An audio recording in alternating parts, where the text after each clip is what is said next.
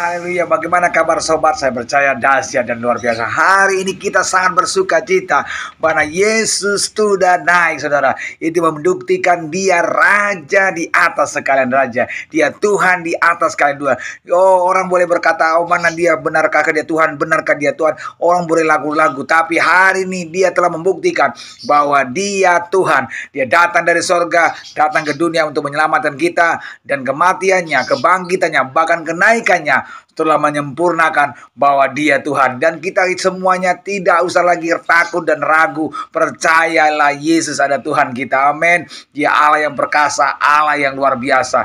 Yohanes yang 14 ayatnya yang pertama sampai ayat yang ketiga berkata, oh dia pergi ke sorga untuk menyediakan tempat untukmu. Ketika dia datang kedua kali menjemput orang bercara, dia akan membawa diri kita kepada kerajaan sorga yang luar biasa. Haleluya. Mari persiapkan dirimu.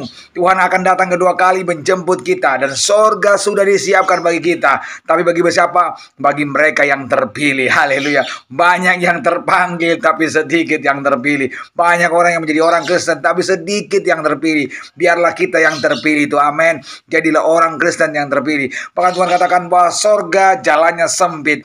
Jika jalan ke sorga itu sempit, tapi jalan ke neraka itu sangat lebar. Saya kasih tahu, mengikut Yesus itu punya penderitaan. Banyak penderitaan yang kita alami, banyak hal-hal yang tidak baik yang kita alami. Tapi itulah yang mengikut Yesus. Banyak tantangan, banyak hambatan, tapi tidak sia-sia. Ujungnya sorga. Haleluya.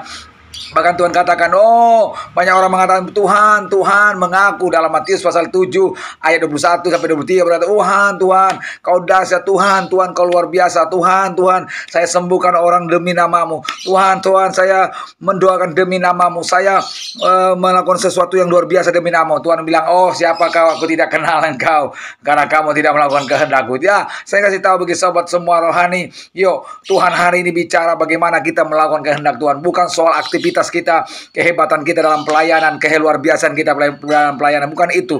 Yang Tuhan ingin kita, hidup kita melakukan kehendaknya, melakukan rencananya. Hidup benar, hidup kudus, hidup takut akan Tuhan. Saya kasih tahu bagaimana kita menjadi orang yang terpilih, bagaimana kita bisa mampu menghadapi jalan yang sempit, yang berliku tajam menuju kerajaan sorga, bagaimana kita bisa hidup berkenan di mata Tuhan, penuhlah Roh Kudus. Nah, saya kasih tahu saudara, biasanya di gereja Pentakosta Indonesia, setelah hari kenaikan ada doa 10 malam pencurahan Roh Kudus. Karena hanya Roh Kudus yang mampu membentuk kita sesuai dengan kehendak Allah. Hanya Roh Kudus yang mampu membentuk kita menjadi orang yang terpilih. Dan hanya Roh Kudus yang mampu membuat kita mampu menjalani jalan-jalan yang terjal, hidup yang tidak benar, hidup yang penuh tantangan. Hanya Roh Kudus. Mari kita mengalami kepenuhan Roh Kudus, sebab dengan kepenuhan Roh Kudus maka hidup kita berkenan di hadapan Tuhan. Tuhan memberkati. Haleluya, haleluya.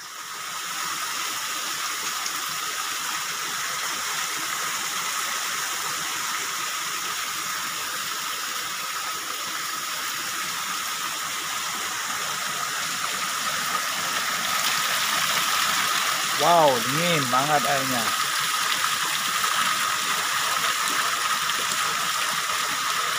Dingin, air terjun. Air terjun. Ya, luar biasa.